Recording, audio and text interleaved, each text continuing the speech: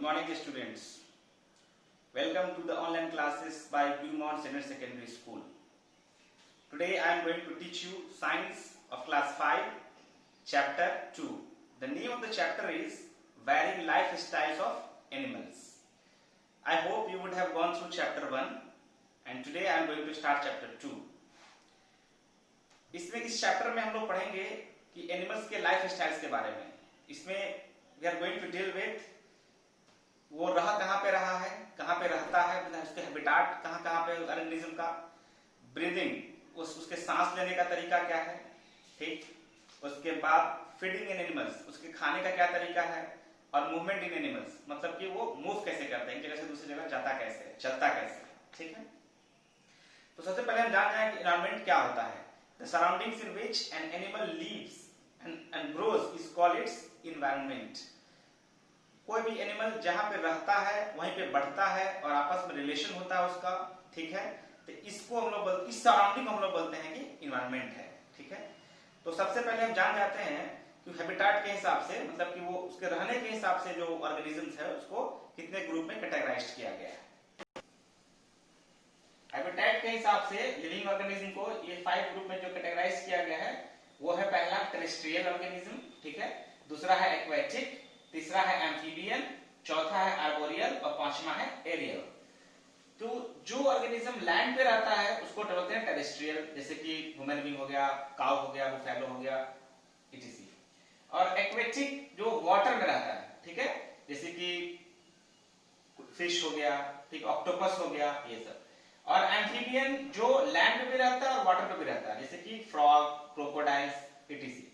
और आर्बोरियल जो पेड़ पे रहता है, जैसे कि मंकी हो गया, के बाद स्क्विरल हो गया, इटीसी. और एरियल मतलब जो ज्यादा टाइम हवा में स्पेंड कर रहा है, ठीक है, जैसे कि क्रो हो गया, पिजन हो गया, काइट हो गया, ईगल हो गया, इटीसी. स्केलेटन सिस्टम के हिसाब से एनिमल्स को 2 ग्रुप में बांटा गया है. एक होता है वर्टेब्रेट्स और दूसरा होता है इनवर्टिब्रेट्स, ठीक है. तो ऐसा ऑर्गेनिज्म जिसमें हड्डी या स्केलेटन सिस्टम होता है उसको बोलते हैं वर्टेब्रेट्स और इसमें नहीं होता है उसको बोलते हैं invertebrates. The majority of animals are invertebrates. Vertebrates make up less than 3% of the world's animals. अगर हम बात करें कि ज्यादा ऑर्गेनिज्म वर्टेब्रेट्स है कि इनवर्टेब्रेट्स है तो most of the organisms are what, invertebrates, ठीक है. जो वर्टेब्रेट्स है वो 3% से भी कम है. अब हम लोग पढ़ेंगे ब्रीदिंग के बारे में, मतलब कि जो एनिमल्स है वो सांस मतलब ब्रीदिंग सिस्टम के बारे में पढ़ेंगे इसमें, ठीक है. तो सबसे पहले जान जाए कि सांस लेते क्यों हम लोग. तो animals take in oxygen which burns the food with in their bodies and release energy for the various activities. जैसे हम लोग खाना जब खा लेते हैं तो खाना सेल तक पहुंच गया है लेकिन तब तक उसको नहीं यूटिलाइज करेगा जब तक वहां पे ऑक्सीजन नहीं पहुंचेगा. तो सांस मतलब जो हम ले रहे हैं ताकि जो हम लोग फूड है उसको एनर्जी में कन्वर्ट करके उसको हम लोग यूज कर सके, ठीक है. तो सांस लेने का भी तरीका सबका अलग अलग है. तो जो भी जो माइक्रोस्कोपिक ऑर्गेनिज्म है मतलब कि जिसको हम माइक्रोस्कोप से देख सकते हैं, जैसे कि अमीबा हो गया, पैरामेशियम हो गया, ठीक है, वो अपने बॉडी सरफेस से ही सांस ले लेता है, ठीक है. और जो इंसेक्ट्स है उसके बॉडी सरफेस पे छोटा छोटा छेद होता है, ठीक है, उसको हम लोग बोलते हैं स्पाइरिकल्स, उसके थ्रू सांस लेता है वो, ठीक है. और जो फिश है वो गिल्स के थ्रू सांस लेता है, जैसे प्रॉन हो गया, कैब हो गया, ऑयस्टर हो गया. और जो फिशेस है वो गिल्स के थ्रू सांस लेता है through the process of diffusion, ठीक है. और जो ऑर्गेनिज्म है, कुछ ऑर्गेनिज्म अपने स्किन से, मॉइस्ट स्किन से भी सांस लेता है. और जो ह्यूमन बीइंग है और जो एनिमल्स सब है वो लंग्स के जरिए सांस लेता है, ठीक है. जैसे बर्ड्स हो गया, रेप्टाइल्स हो गया, मैमल्स हो गया, वो लंग्स से सांस लेता है, ठीक है. तो हम लोग नाक से सांस लेते हैं और फिर वो लंग्स में जाता है और वहां पे फिर एक्सचेंज हो जाता है ब्लड से ही, मतलब कि वहां से हम लोग कार्बन डाइऑक्साइड को बाहर निकाल लेते हैं सांस जब बाहर करते हैं तो, और जो सांस अंदर लिए हैं तो ऑक्सीजन को फिर ब्लड अब्जॉर्ब करके और फिर पूरे बॉडी को पहुंचा देता है, ठीक है. अच्छा, अब हम लोग पढ़ेंगे उसके फीडिंग एनिमल्स मतलब उसे खाना खाने का तरीका क्या है, ठीक है. तो जैसे रोडेंट्स जो है वो अपना खाना कुतर के खाता है. Example is rabbit, mice, squirrel, etc.. उसका जो दांत होगा वो छोटा होगा और बहुत ही शार्प फ्रंट टीथ होगा ताकि वो अच्छे से गनॉ कर सके, मतलब अच्छे से कुतर सके, ठीक है. और कुछ जो ऑर्गेनिज्म है वो हर्बीवोर है, जैसे कि काउ, गोट्स, जिराफ, वो ग्रीन प्लांट खाता है, ठीक है. इसलिए उसको हर्बीवोर बोलते हैं। उसका जो दांत होगा शार्प फ्रंट टीथ होगा ताकि आसानी से काटे, और उसका जो ये होगा जो च्यूइंग टीथ होगा वो ब्रॉड होगा, वो चौड़ा होगा। और तब आता है कार्निवोर्स के बारे में, जैसे कि lion, tiger and cat feed on flesh of other animal, जो दूसरे जानवर के फ्लेश को खाता है उसको हम लोग कार्निवोर बोलते हैं, ठीक है। तो उसका जो दांत होगा बहुत ही शार्प होगा, पॉइंटेड होगा, ताकि वो आसानी से जो फ्लेश है उसको चीर फाड़ कर सके, ठीक है। और उसी में मतलब कार्निवोर को सब कैटेगराइज किया गया है, मतलब कि जो डेड और डिकेइंग खाएगा, जैसे कि ईगल्स, काइट, वल्चर्स, उसको हम लोग स्कैवेंजर बोलते हैं। तो खाने के हिसाब से बांट दिए थे हम लोग, रोडेंट्स, हर्बीवोर, कार्निवोर और स्कैवेंजर, और ओमनिवोर भी होता है, ठीक है, जो मतलब दोनों खाता है, मतलब ग्रीन प्लांट्स प्रोडक्ट भी और एनिमल्स प्रोडक्ट भी, ठीक है। अब हम लोग पढ़ेंगे मूवमेंट इन एनिमल्स, कि एनिमल्स जो है मूव कैसे करते हैं, एक जगह से दूसरी जगह जाता कैसे है, ठीक है। तो सबसे पहली बात, जितना भी ऑर्गेनिज्म है उसके पास लिम्स होता है, ठीक है। एक होता है फोर लिम्स और एक होता है हिंड लिम्स। तो जो आगे वाला जो दो पैर है उसको हम लोग बोलते हैं फोर लिम्स, और जो पीछे वाला है उसको बोलते हैं हिंड लिम्स, ठीक है। तो मोस्ट ऑफ द एनिमल्स जो है वो मतलब क्या करता है, मतलब चारों लिम्स का इस्तेमाल करके, मतलब कि फोर लिम्स का मतलब आगे वाला दो पैर, और हिंड लिम्स मतलब पीछे वाला दो पैर, चारों का इस्तेमाल करके चलता है। तो स्टूडेंट्स, आपने सुना कि जो एनिमल्स है वो अपने चारों लिम्स का इस्तेमाल करता है चलने के लिए, फोर लिम्स का भी और हिंड लिम्स का भी, ठीक है। लेकिन जो ह्यूमन बींग्स है उसका जो लिम्स है, चार लिम्स हम लोग के पास भी, ह्यूमन बींग्स के पास भी है, ठीक है, लेकिन वो अपर और लोअर है, अपर लिम्स और लोअर लिम्स। तो जो लोअर लिम्स है, जो नीचे वाला लिम्स है, मतलब कि पैर, जिसको हम लोग पैर लेग बोलते हैं, वो हमको चलने में यूज करते हैं। और जो अपर लिम्स है जिसको हम लोग हाथ बोलते हैं, इसको हम लोग वेरियस एक्टिविटीज में करते हैं, जैसे कि किसी चीज को उठाना, पकड़ना, इसके लिए यूज करते हैं, ठीक। ये तो था लैंड पे चलने वाले का, ठीक है। अब देखते हैं कि जो वाटर एनिमल्स है वो कैसे मूव करता है, ठीक है।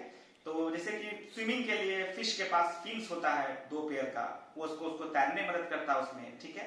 और जो टेल होता है इसका फिश का, वो उसको डायरेक्शन चेंज करने में, दिशा बदलने में उसको काम आता है, ठीक है। और जैसे टर्टल्स हो गया, वो भी वाटर में रह रहा है, तो उसके वो कैसे चलेगा, उसका जो लिम्स होगा वो पैडल लाइक होगा, ठीक है। तो उसे क्या करेगा, वाटर को वो पीछे पुल करेगा और फिर आगे की तरफ वो मूव कर जाएगा, ठीक है। और जो फ्रॉक्स है उसको वेब्ड फीट रहेगा उसके पास, मतलब कि उसका जो ये उंगली रहेगा उसके पैर का, उसके बीच में जो गैप है वो नहीं रहेगा, वो स्किन से ही एक दूसरे से कनेक्टेड रहेगा, उसको वेब फीट बोलते हैं। तो वो क्या करता है, उसको पानी को पीछे करने में मदद करता है ताकि वो आगे फॉरवर्ड मूव कर सके, ठीक है।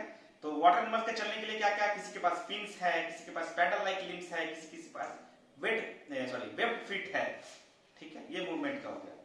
और देखते हैं जो इंसेक्ट्स है वो कैसे मूव कर रहा है। तो इंसेक्ट जो these six-legged creatures usually use their legs for movement. वो क्या करता है, मूव करने के लिए अपने पैर का इस्तेमाल करता है। और insects like ants, lice, bed bugs and cockroaches crawl in their legs. और वो क्या करता है, अपने पैर पे, जैसे एंट्स हो गया, लाइस हो गया, बेड बग हो गया, कॉकरोच हो गया, वो अपने लेग का इस्तेमाल करके क्रॉल करता है और आगे मूव करता है। और जो ग्रास हॉपर है वो अपने हिंड लेग्स का, पीछे वाला जो लेग्स उसका होगा, उसको यूज करके तो उसको हॉपिंग करने में, उसको एक जगह से दूसरी जगह कूदने में मदद कर देता है। उसके बाद आते हैं बर्ड्स। तो बर्ड्स जो है वो कैसे मूव करता है, तो जो बर्ड्स का जो फोर लिम्स होता है वही उसके विंग में मॉडिफाइड हो जाता है, ठीक है, और उसको उड़ने में मदद करता है, ठीक है। They have wings and feathers. The wings are attached to the breastbone of the birds, which help them to strong muscles. उसका जो wings होता है उसके breastbone से अटैच रहता है और बहुत ही strong muscles रहता है ताकि वो उड़ने में उसको मदद करे। उसका जो बोन होता है उसका वो hollow होता है, अगर hollow नहीं रहता तो भारी रहता, तो क्या करता है, उसको उड़ने में दिक्कत होता, इसलिए उसका जो बोन होता है वो hollow होता है। और उसका जो शेप होता है वो मतलब कि एक बोट लाइक शेप होता है, मतलब कि आगे से थोड़ा सा कम चौड़ा रहता है, बीच में ज्यादा चौड़ा रहता है और पीछे कम चौड़ा रहता है, ताकि वो आसानी से एयर को पेनिट्रेट करते हुए आगे बढ़ जाए। उसी तरह का शेप फिश का भी होता है ताकि उसमें आसानी से वाटर में पेनिट्रेट कर सके, ठीक। अब आते हैं रेप्टाइल्स। रेप्टाइल्स जो होता है वो कैसे मूव करता है, तो lizard, crocodiles, turtles and tortoise are reptiles. Tortoise are reptiles, though they have limbs they crawl.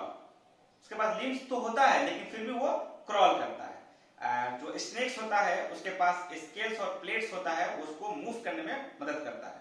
और प्लेट होने के साथ साथ जो इसका स्नेक का जो मसल्स होता है बहुत स्ट्रांग होता है और फ्लेक्सिबल होता है। फ्लेक्सिबल होगा ताकि वो आसानी से मतलब कि आसानी से आगे मूव कर सके। ठीक, और इस चैप्टर में आगे जाओ मैन कैसे करता है, मन भी कैसे करता है, तो हम लोग ऑलरेडी डिस्कस कर चुके हैं। उसके पास अपर लिम्ब होता है और लोअर लिम्ब होता है। लोअर लिम्ब से हम लोग मूव करते हैं और अपर लिम्ब से वेरियस एक्टिविटीज के लिए हम लोग काम आता है। अब आते हैं माइग्रेशन एमंग एनिमल्स। अब पढ़ेंगे हम लोग माइग्रेशन के बारे में। तो some animals move great distances at certain times of the year. This mass movement of the animals from one place to another is known as migration. मतलब कि एनिमल्स का मास मूवमेंट होना एक जगह से दूसरी जगह, इसको हम लोग बोलते हैं माइग्रेशन। मतलब एक साथ बहुत सारा एनिमल्स एक जगह से दूसरी जगह जाता है, उसको हम लोग बोलते हैं माइग्रेशन में। तो ऐसा क्यों होता होगा? वो हार्श क्लाइमेटिक वेदर कंडीशन की वजह से, या फिर सर्च ऑफ फूड, खाना के सर्च में जाता होगा, या फिर जहां पे भी रह रहा है वहां का क्लाइमेटिक हार्श हो जाता होगा, ज्यादा गर्मी हो जाता होगा, तो फिर ठंडे कंट्रीज की तरफ माइग्रेट करता होगा।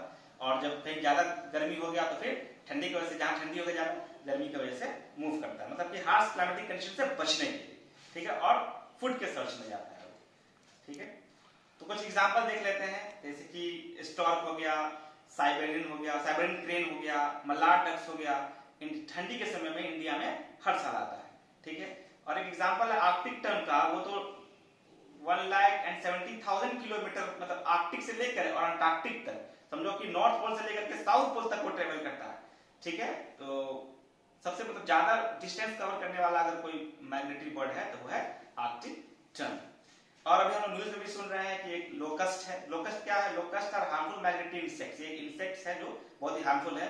Swarms of the locust settle on the standing crop and destroy them. जो भी स्टैंडिंग क्रॉप होता है, मतलब लगा हुआ फसल होता है, उसके ये इसको डिस्ट्रॉय कर देता है। न्यूज में पढ़ रहे हैं कि लोकस्ट जो है वो इंडिया में, पाकिस्तान में, इस तरह की कंट्री में आके आ चुका है। ठीक है, और एक बटरफ्लाई है, उसका नाम है मोनार्क बटरफ्लाई, जो कनाडा से मेक्सिको में आता है। तभी should take special care of the migratory birds which visit our land. They are our guest after all. They are guest after all. मतलब कि जो माइग्रेटरी बर्ड्स है उसका हम लोग को क्या करना चाहिए? स्पेशल केयर करना चाहिए, क्योंकि वो कभी कभी हम लोग की कंट्री में आ रहा है, तो we should must treat them as what? Guest. Now your chapter is completed and you have to solve all the questions given in this book.